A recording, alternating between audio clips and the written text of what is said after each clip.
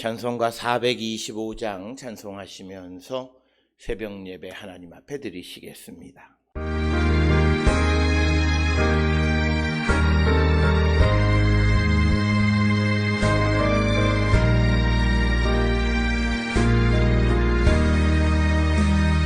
주님의 뜻을 이루소서. 고요한 중에 기다리니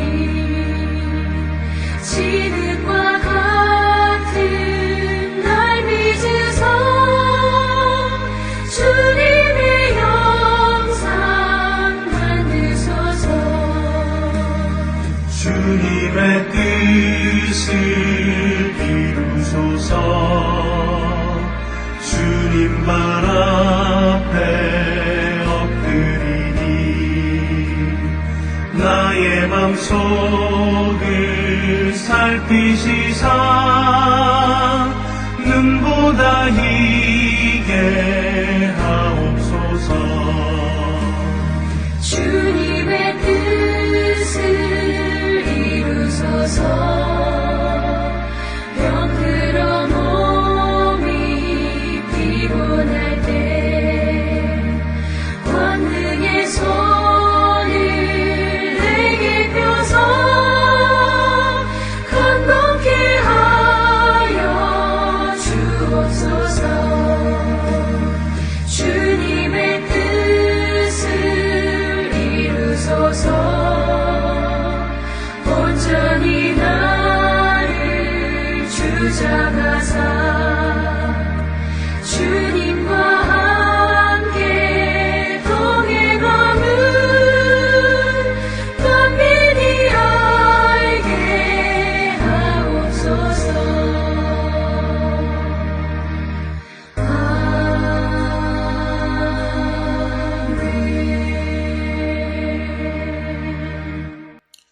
눈물을 흘리며 씨를 뿌리는 자는 기쁨으로 거두리로다.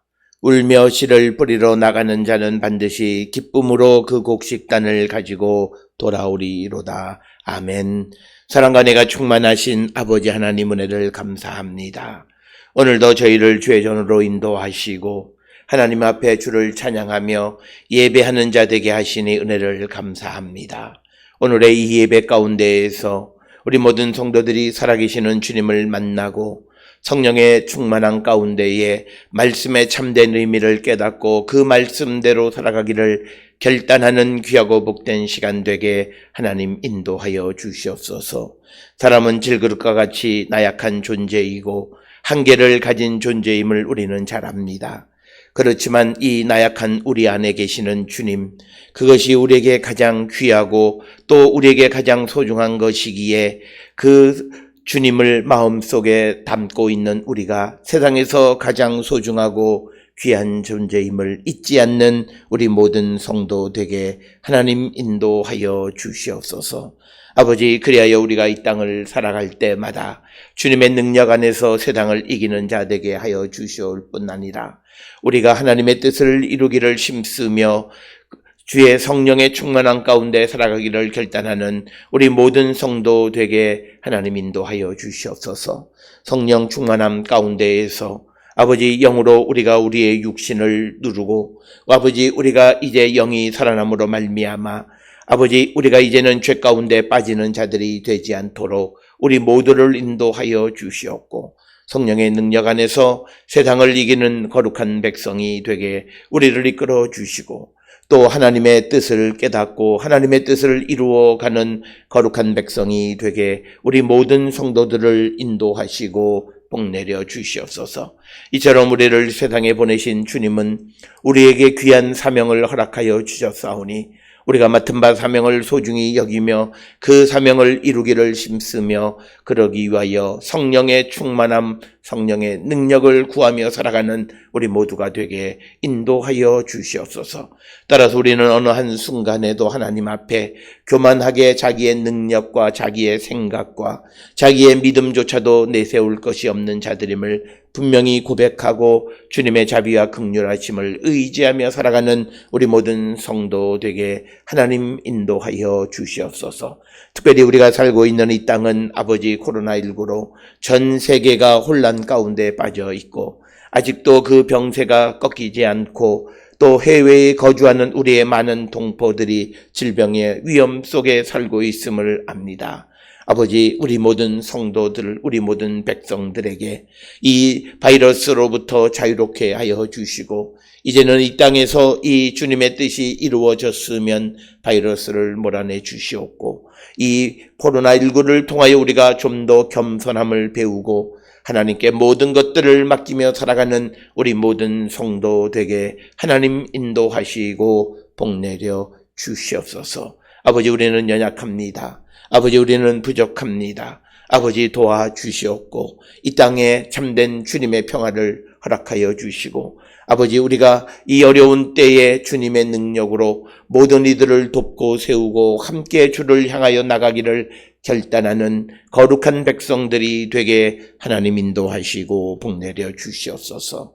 아버지, 오늘도 주 앞에 나와 예배하는 우리의 모든 성도들, 또 아버지 방송으로 함께 예배하는 우리 모든 성도들, 그리고 또 해외에 거주하는 우리 성도들 어느 곳에 있든지 간에 항상 하나님의 은혜 가운데 살아가는 거룩한 백성들 되게 하여 주시옵고 주님이 우리와 함께 하심을 믿음으로 주의 성령의 능력이 우리 가운데 임하심을 믿음으로 그 능력으로 세상을 이길 뿐만 아니라 그 능력 안에서 우리에게 주신 사명을 이루며 살아가는 거룩한 성도, 그 능력이 우리 안에 임하심으로 우리가 세상에 가장 소중하고 하나님의 나라의 일을 위하여 귀한 존재임을 잊지 않고 살아가는 우리 모든 성도 되게 인도하여 주셔서 아버지, 우리의 모든 소원과 원함과 뜻함이 주님 안에서 아름다운 열매를 맺어가게 하시고 우리 모든 성도들의 믿음을 세워주시옵고 흔들리지 않게 하여 주시올 뿐만 아니라 오직 주님만을 바라보며 나가는 거룩한 백성들이 되게 하나님 인도하여 주시옵소서. 질병 가운데 있는 이들의 건강을 붙들어 주시고 또 면역력이 약한 자들의 면역력을 붙들어 주시고 연로하신 우리 성도들과 또 모든 성도들의 가정 위에 연로하신 부모들의 건강을 하나님께서 붙들어 주시고 인도하여 주시오며 특별히 이 땅에 있는 모든 이들, 특별히 경제적으로 어렵고 힘든 가운데 있는 이들이 질병으로 고통받지 아니하도록 하나님 이 땅에 참된 평화를 허락하시고 복내려 주시옵소서. 특별히 우리 성도들이 계획하고 뜻하고 또 경영하는 모든 사업장 위에 하나님 은혜를 더하여 주셔서 사업장이 어렵고 힘든 때에도 주님의 도우심으로 견디게 하시고 이기게 하여 주시옵고 또한 병원에도 하나님의 은혜가 넘침으로 말미암아 아버지께서 도와주심으로 말미암아 어려운 때를 승리할 수 있도록 하나님 인도하시고 복내려 주시옵소서. 어수선한 때에 학업 가운데 있는 우리의 자녀들의 학업 위에도 하나님 함께하여 주시옵고 아버지, 하나님께서 우리에게 배움의 길을 주신 그 목적이 무엇인지를 깨닫고 주님의 뜻을 이루기를 힘쓰는 우리 모든 성도들에게 하나님 인도하시고 복내려 주시옵고 특별히 학위를 마무리하고 있는 사랑하는 아들 위에도 하나님 은혜를 더해 주셔서 그 일이 마쳐질 때까지 작은 일까지도 하나님 도우셔서 장애가 없도록 인도하시고 복내려 주시옵소서.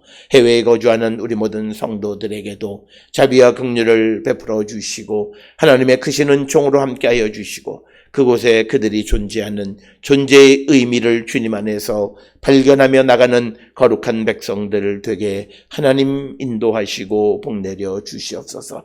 이 땅에 세우신 우리 맑고 밝은 교회도 아버지의 뜻과 사명을 감당하는 교회가 되게 하여 주시고 주의 성령의 인도함을 받는 귀하고 복된 교회가 되게 인도하시고 하나님 복내려 주시옵소서. 오늘도 우리에게 주시는 말씀 안에 은혜 받는 시간으로 인도하여 주시옵기를 바라옵고 이 모든 말씀 우리 주 예수 그리스도의 이름으로 간절히 기도드렸사옵나이다. 아멘.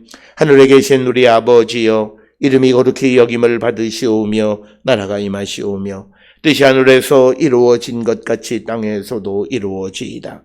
오늘 우리에게 일용할 양식을 주시옵고 우리가 우리에게 죄 지은 자를 사하여 준 것 같이 우리 죄를 사하여 주시옵고 우리를 시험에 들게 하지 마시옵고 다만 악에서 구하시옵소서. 나라와 권세와 영광이 아버지께 영원히 있사옵나이다. 아멘.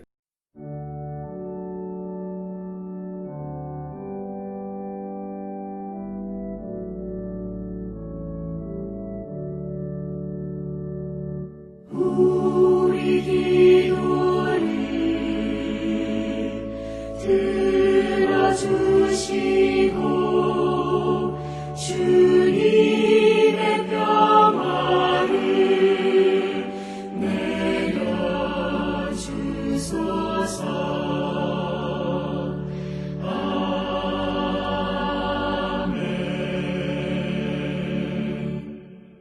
오늘 이 아침 우리에게 주시는 하나님의 말씀 사도행전 15장 6절에서 12절에 있는 말씀 함께 보겠습니다.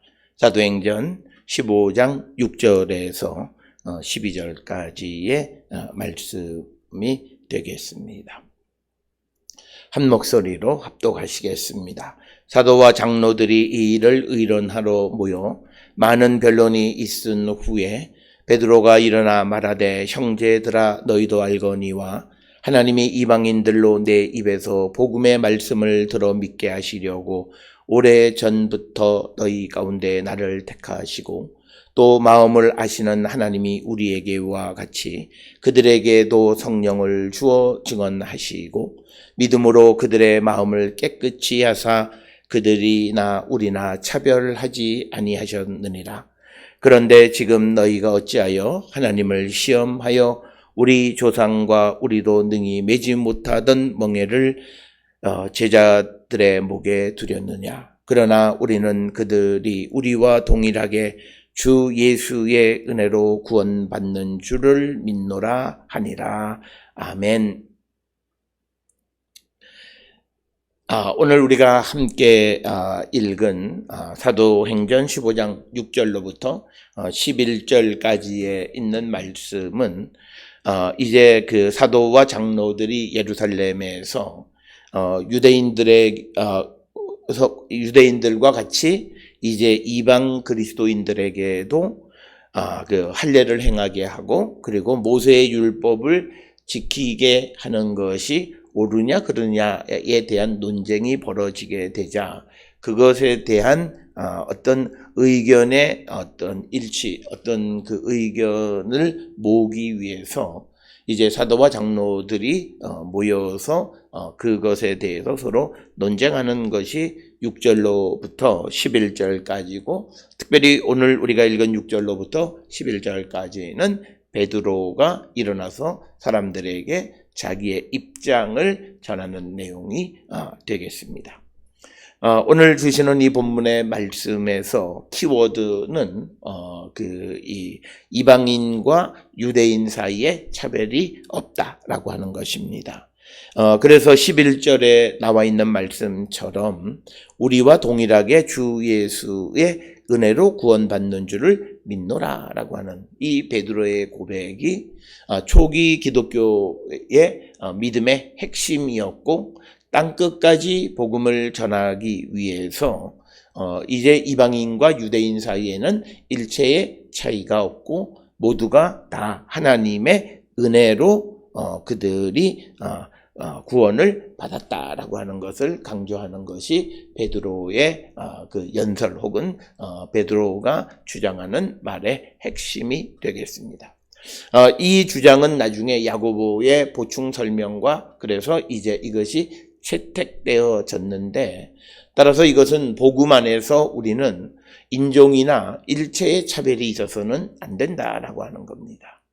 특별히 오늘 우리가 살고 있는 이 시대가 경제적인 것이 많은 것을 지배하고 있지만 그럼에도 불구하고 교회는 그런 것에 의해서 차별이 존재하는 곳이 되어서는 안 된다라고 하는 것을 우리에게 분명하게 나타내는 그런 말씀이고, 특별히 오늘 우리가 읽은 말씀, 그리고 이 초대교회가 논쟁하고 있는 유대인과 이방인 사이에 일체의 차이가 없는 동등하다라고 하는 것은 당시 유대인들, 특히 5절에 나오는 바리새파 사람들에게 있어서는 도대체 용납되어질 수 없는 것이지만, 그러나 복음 안에서는 일체의 차별이 존재하면 안 된다라고 하는 것을 강조하는 그런 말씀이 되겠고, 우리가 구약적인 사고를 통해서 보면, 즉 바리새인들의 전통적 입장에 의해서 보면 이방인과 일체의 교제를 한다든지 그들에게서 하나님의 어떤 능력이 나타나고 그들에게 있어서 성령을 하나님께서 그들에게 주셨고, 그리고 하나님이 그들을 택하셔서 하나님의 백성으로 삼으셨고, 이런 일체의 주장을 받아들이기는 매우 어려운 것이었습니다. 그러나 오늘 주시는 본문의 말씀에서 초대교회의 지도자격인 베드로, 그리고 바울, 바나바, 그리고 야고보, 그리고 많은 사도들, 장로들이 이 복음의 정신을 받아들여서 그들이 유대인으로서 자기들이 가지고 있는 기득권을 내려놓는 것입니다. 우리가 차별 없는 세상을 살아가기 위해서 가장 중요한 자세는 내가 가지고 있던 우월감, 기득권을 내려놓는 것입니다. 그럴 때 차별 없는 그런 세상이 만들어질 수 있다라고 하는 것입니다.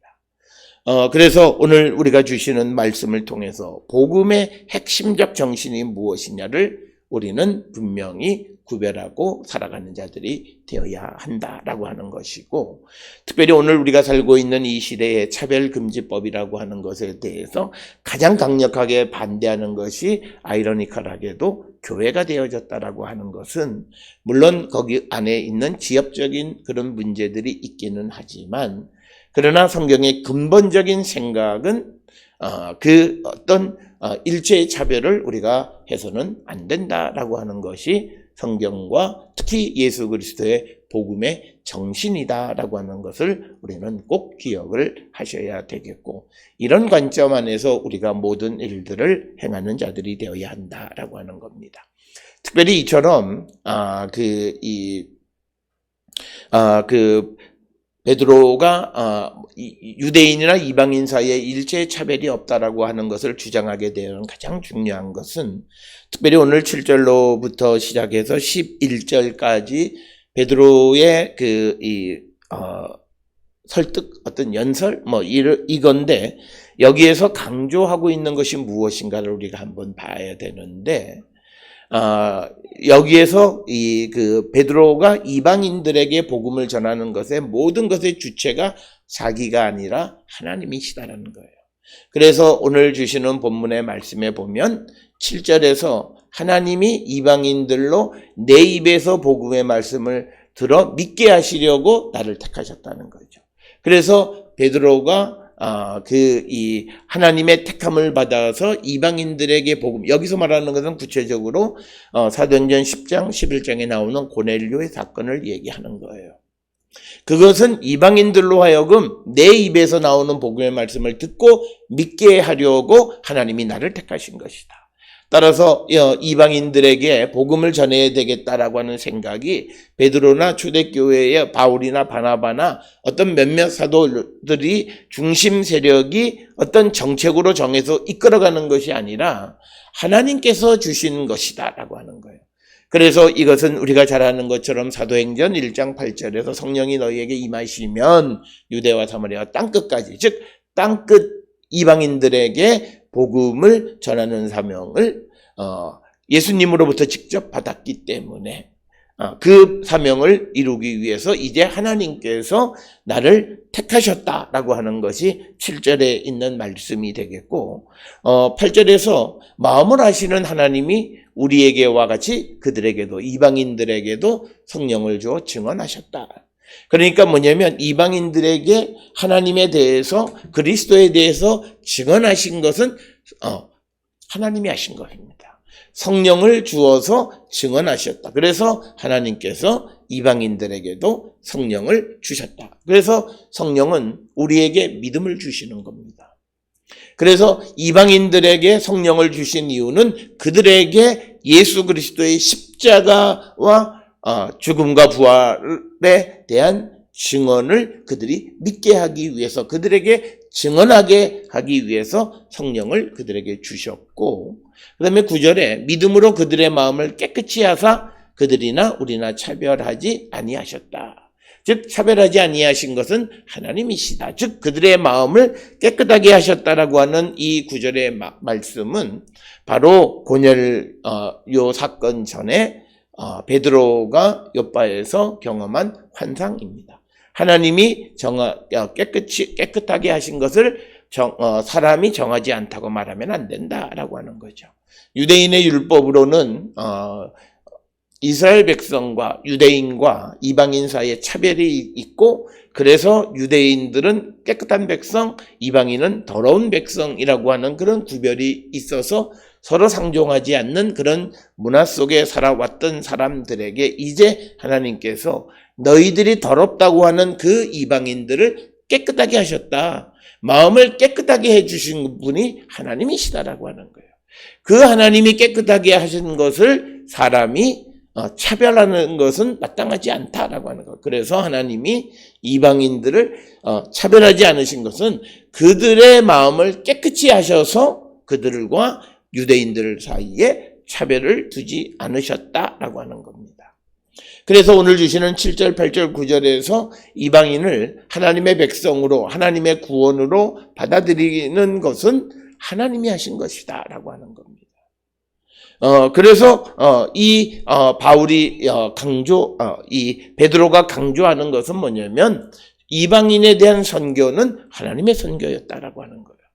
자기들은 단순히 하나의 도구에 지나지 않았고 모든 일에 이니셔티브를 쥐고 계신 분은 하나님이시고, 그래서 근본적으로 하나님이 하신 일을 우리가 순종하지 않는 것은 있을 수 없는 일이다라고 하는 것을 분명하게 선포하고 말하고 있는 것이 오늘 주시는 말씀이 되겠습니다.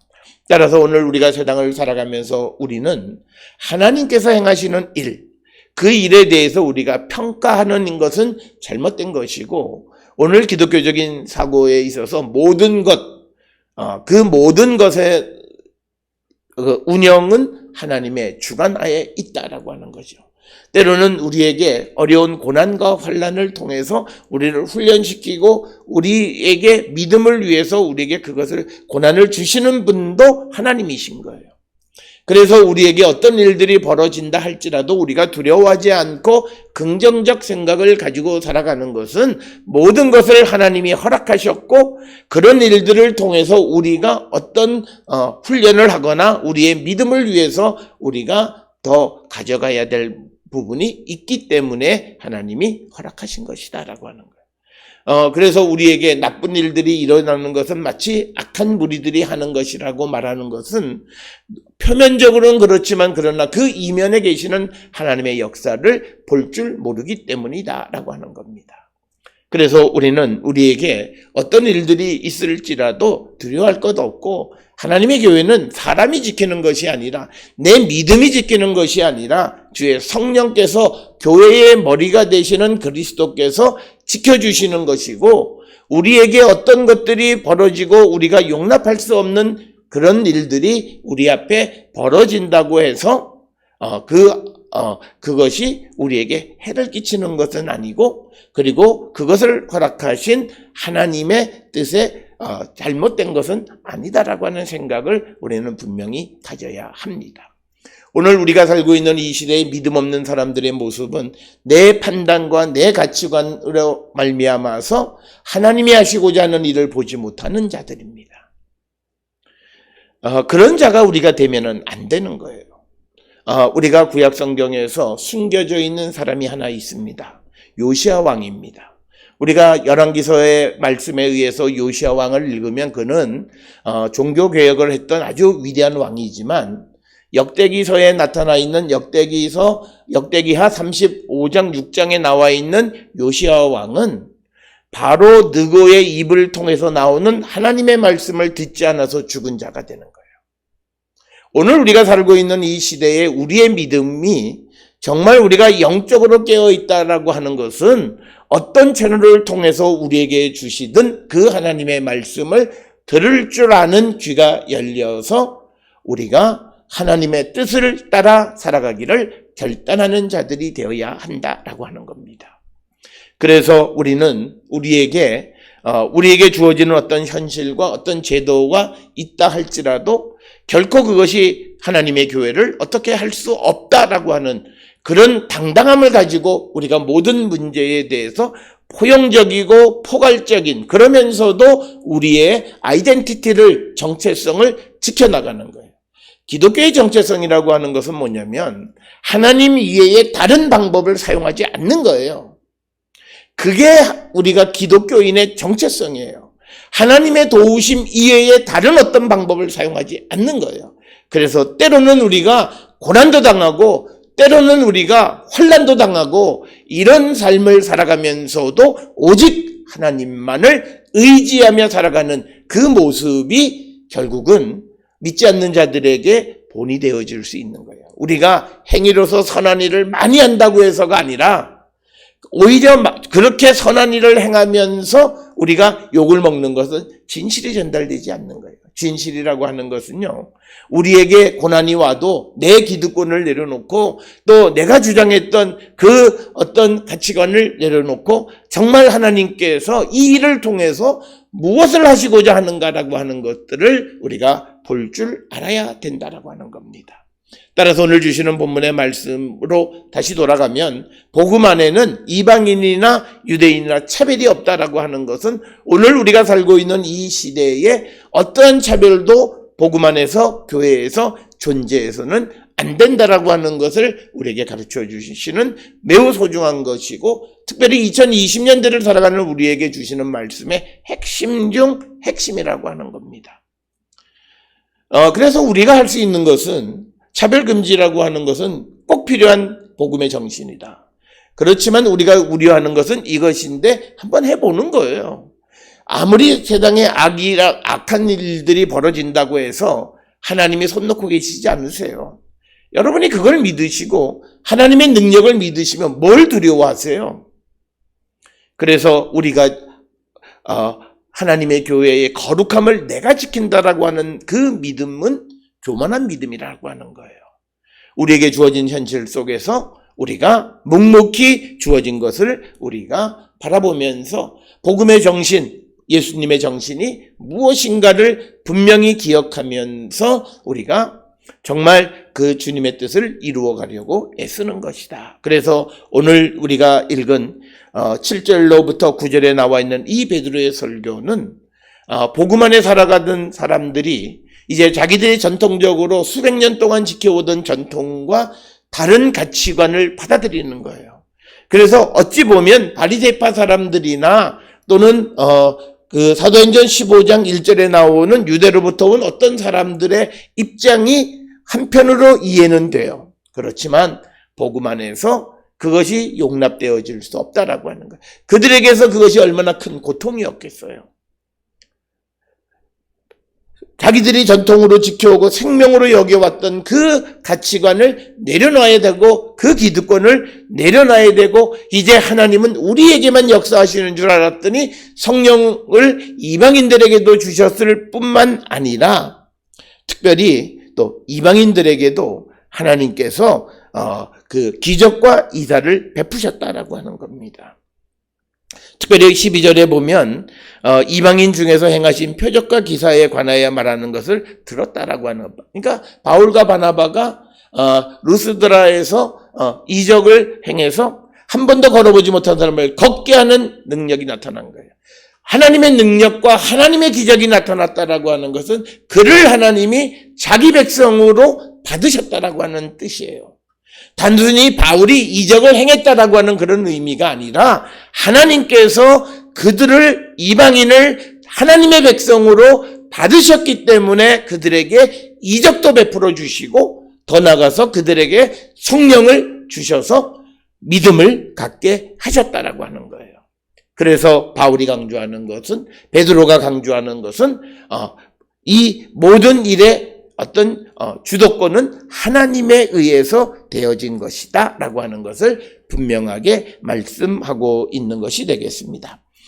오늘 주시는 본문의 말씀 6절에 보게 되면 사도와 장로들이 이 일을 의논하러 모여, 이 일이라고 하는 것은 5절에서 나온 것처럼 이방인에게 할례를 행하고 모세의 율법을 지키라 명하는 것이 가하냐 가하지 않느냐라고 하는 문제를 논하러 모였다라고 하는 것이 되겠습니다.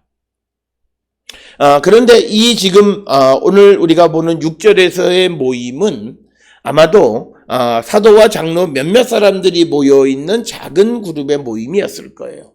그것을 우리가 예측할 수 있는 것은 22절에 보게 되면 사도와 장로와 온 교회가 그 중에서 사람을 택하여, 그러니까 온 교회 전체가 포함되어지는 어떤 great assembly, 그러니까 아주 큰 모임은 22절이고, 오늘 우리가 읽은 6절에 나온 사도와 장로들이 모여서 의논하는 것은 소수의 사람들이 모인, 그래서 어떤 주석가들은 이 모임은 비공개 모임이었을 것이다 라고 주장하는 사람들도 있는데, 그것에 대해서 우리가 정확하게 알 바가 없다라고 하는 겁니다. 그래서 많은 변론이 있은 후에, 그러니까 많은 의견의 개진이 있었다라고 하는 거예요. 그 말은 뭐냐면 이 문제에 대해서 의견의 일치를 보기가 매우 어려웠다라고 하는 것입니다. 그 상황은 똑같이 그 안디옥 교회에 특별히 사도행전 15장 2절에 바울 및 바나바와 그들 사이에 적지 아니한 다툼과 변론이 일어난지라 라고 하는 그 상황을 그대로 반영하는 것이 7절에 기록되어 있는 많은 변론이 있었다라고 하는 거죠. 거기에서 베드로가 일어나서 자기의 경험을 이야기하는 겁니다. 여기에서 우리가 중요한 것은 뭐냐면 경험한 자들의 말이 갖는 어떤 위력입니다. 경험을 한 사람이 어떤 주장을, 그것과 관계된 주장을 할 때 그 말은 듣는 사람들에게 매우 강력한 그 영향력을 끼친다라고 하는 것을 우리에게 보여주는 것이고, 그래서 우리가 복음을 잘 전하기 위해서 우리는 살아계시는 주님을 만나는 체험, 성령이 우리 가운데 임하시고 성령의 충만한 가운데 살아가는 그 체험이 우리에게 있을 때 우리가 전하는 말씀은 위력을 갖고 효력을 갖게 되어진다라고 하는 겁니다. 그래서 베드로가 일어나서 너희도 알거니와 하나님이 이방인들로 내 입에서 복음의 말씀을 들어 믿게 하시려고 오래전부터 너희 가운데에서 나를 택하셨다라고 하는 겁니다. 마치 오늘 주시는 7절에서 그 베드로는 자기 자신을 예언자처럼, 그 예언자라고 하는 것은 하나님께서 예언자의 입에 말씀을 주시면 그 말씀을 전하는 거죠. 그런데 오늘 주시는 말씀에도 보면 내 입에서 복음의 말씀을 들어 믿게 하시려고 하는 거예요. 그래서 자기가 이방인들에게 복음을 전한 것은 하나님이 하신 일이다라고 하는 것을 강력하게 주장하는 거예요. 따라서 우리가 이 세상에서 복음을 전하는 일을 하거나 하나님의 일을 할 때에 우리가 가져야 되는 생각은 이 모든 일들이 하나님이 하시는 일이라고 하는 확신을 가져야 되는 거예요. 특별히 베드로나 또는 바울이나 바나바나 이런 사람들이, 특별히 이 예루살렘에서 온 사람들, 바리새파 사람들 중에서 예수를 믿는 사람들이 주장하는 이방인들이 예수를 믿으면 그들이 할례를 받아야 되고 모세의 율법을 지켜야 한다는 그런 주장이 강력하게 제기되어질 때 베드로나 또는 바울이나 바나바나 복음을 이방 땅끝까지 전하는 사람들에게는 매우 힘든 어떤 걸림돌이 되어졌을 거예요. 그런 걸림돌 속에서도 그들이 굴하지 아니하고 그 문제를 해결하려고 하는 적극성을 보일 수 있었던 가장 큰 것은 자기들이 하는 일은 자기들이 계획해서 자기들이 세워서 하는 그것이 아니라 하나님의 일이라고 하는 확신이에요. 그래서 그가 말할 때도 내 입에서 복음의 말씀을 들어서, 그러니까 마치 나를 하나님께서 구약시대 때의 예언자처럼 나를 들어서 쓰신 것이다 라고 하는 거고, 그래서 오래전부터 너희 가운데 나를 택하셨다라고 하는 것입니다. 그래서 이 택하심이라고 하는 이 단어는 엑셀렉사토라고 하는 이 단어를 사용하고 있는데, 여기서 이것은 이방인들을 만나서 복음을 전하는 것은 베드로 자신의 선택이 아니라 하나님이 택하신 것이다 라고 하는 것, 그것을 강조하고 있다라고 하는 겁니다. 그래서 사도행전 10장 11장에 나오는 베드로가 고넬료를 만나게 되고 또 만나기 전에 환상을 보여주는 이 모든 것들은 하나님이 하신 것이다 라고 하는 고백입니다. 그러면서 7절에서 복음의 말씀이라고는 로곤토 유앙겔리오라고 하는 겁니다. 그것을 이방인들이 처음 자기의 입을 통해서 듣게 되어졌다라고 말하는 겁니다.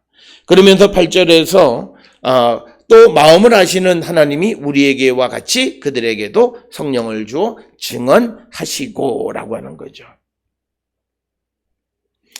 그래서 이 8절에서 나오는 이방인들에게 베드로가 복음을 전할 수 있고 특별히 고넬료를 만나서 그들이 믿게 되어진 것은 성령의 역사였다라고 하는 거예요. 그러니까 베드로가 자기가 말씀을 잘 전하고 뭐 그런 것이 아니라 그냥 성령께서 증언하셨고 그리고 내 입에 나오는 복음의 말씀을 믿게 하신 것은 하나님이시고 성령의 역사다라고 하는 겁니다. 우리가 이것은 사도행전 10장 44절에 베드로가 이 말을 할 때 성령이 말씀 듣는 모든 사람에게 내려오셨다라고. 그래서 그 성령이 이방인의 마음의 문을 열어주셨다라고 하는 겁니다.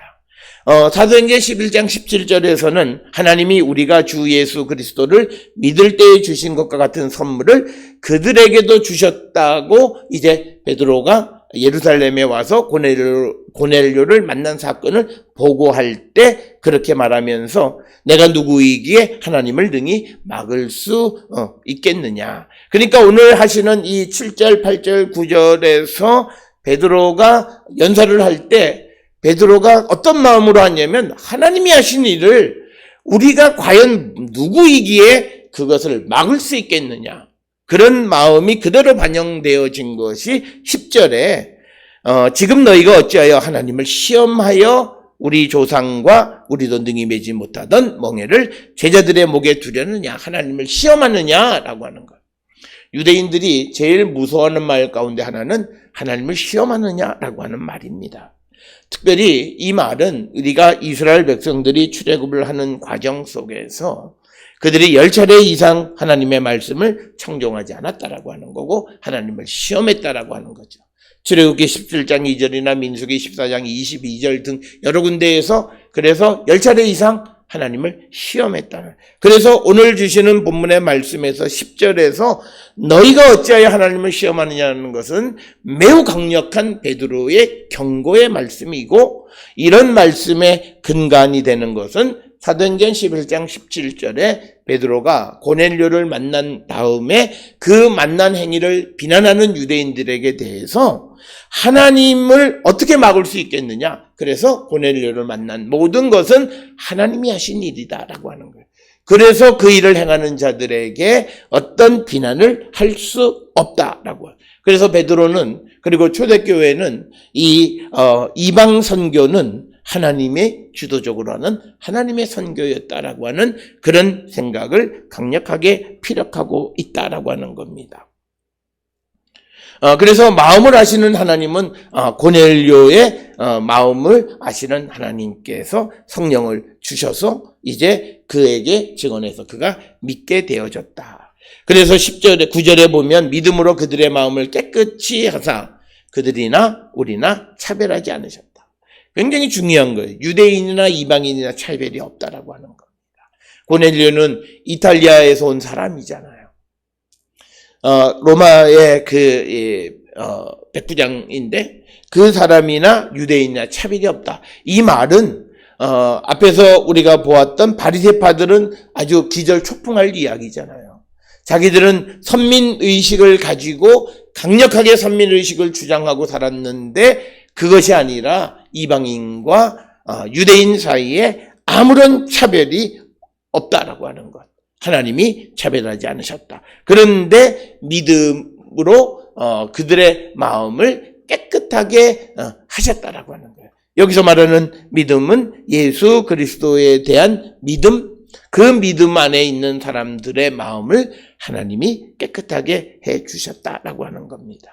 그래서 오늘 주시는 이 본문의 말씀의 핵심은 여러 구절에서 강조하는 것이 하나님이 깨끗하게 하신 것을 사람이 차별하는 것은 하나님을 시험하는 것과 같다. 그 이야기를 하는 것. 그래서 하나님을 시험하지 말라. 그것은 차별하지 말라라고 하는 것. 그래서 우리 조상과 우리도 능히 매지 못하던 멍에를 제자들의 목에 두지 말라라고 하는 강력한 경고의 말씀이 베드로의 말씀이 되겠고, 그래서 오늘 주시는 본문의 말씀에서 11절에 이제 핵심이 우리와 동일하게 주 예수의 은혜로 구원받는 줄을 믿노라. 그래서 믿음으로 구원이라고 하는 것이 바울뿐만 아니라 이 베드로 초기 기독교회의 중요한 테마가 믿음으로 예수의 은혜로 구원받는다. 은혜로 구원을 받는다라고 하는 것이 중심 그 메시지 중 하나였고, 그 은혜가 임할 때 그가 이방인이든 유대인이든 차별이 없다라고 하는 것을 분명하게 말씀하고 있는 것이 오늘 주시는 본문의 말씀이 되겠고, 이 말씀을 들은 사람들의 반응이 12절에 있는데, 이들 무리가 가만히 있어 바나바와 바울이 하나님께서 자기들로 말미암아 이방인 중에서 행하신 표적과 기사에 관하여 말하는 것을 들었다라고 하는 거죠. 그래서 이제 12절부터는 바울과 바나바의 이야기, 경험을, 체험을 듣는데, 특히 그 루스드라에서 한 번도 걸어보지 못한 이들에게 베풀었던 그 표적과 기사, 하나님의 표적과 기사가 나타났다는 것은 앞에서 말씀드렸던 것처럼 하나님께서 이방인을 자기 백성으로 받아들이셨다. 그래서 오늘 주시는 본문에서 하나님께서는 이방인을 자기 백성으로 받아들이시기 위해서 하나님의 백성을 보내셨고, 그리고 그에게 복음의 말씀을 전하게 하셨고, 그들에게 성령을 주셨고, 그들에게 또 예수의 은혜로 구원받게 하셨고, 그들을 깨끗하게 하셨고, 그리고 그들에게도 하나님께서 표적과 기사를 베풀어 주셨다라고 하는 것을 강조하는 겁니다. 그러기에 이방인으로서 예수를 믿는 사람들을 차별하거나 그들에게 무거운 짐을 지우는 것은 합당하지 않다라고 하는 것이 오늘 7절, 6절로부터 특히 7절로부터 9절까지에서 나오는 베드로의 설교의 핵심이 되겠습니다. 오늘 주시는 본문을 통해서 우리도 이 땅을 살아가면서 우리가 차별 없는 삶을 살아가고 있는지, 복음 안에서, 그리스도 안에서, 예수 안에서 차별 없는 삶을 살아가고 있는지 우리 자신을 다시 한번 성찰하는 우리 모두가 될 수 있기를 주의 이름으로 축원합니다. 기도하시겠습니다. 사랑과 은혜가 충만하신 아버지 하나님, 은혜를 감사합니다. 오늘 복음을 땅끝까지 증거할 때에 이방인들이 예수를 믿게 되어지므로 그들에게 할례의 의무와 율법의 의무를 부과하는 것이 가하냐 가하지 않느냐는 논쟁 속에서 하나님께서 받으시고, 하나님께서 구원하시고, 하나님께서 성령을 주시고, 하나님께서 이적을 베풀어 주신 그 이방인에게 차별을 하는 것은 예수님의 정신이 아님을 분명하게 선포하고 있습니다.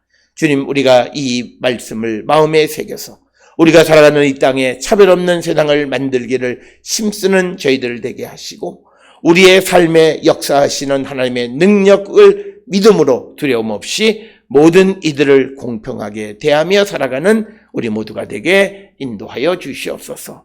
아버지, 또 오늘 우리가 거룩한 성일을 준비하는 날이오니 아버지, 우리가 우리의 마음과 또 우리의 몸과 또 우리의 모든 믿음을 정리정돈하고 내일 거룩한 성일에 하나님 앞에 기쁨으로 나가기를 결단하는 우리 모두가 되게 하나님 인도하시고 복 내려 주시옵소서. 오늘도 주 안에서 복된 하루, 평안한 하루가 되게 우리를 인도하여 주시옵소서.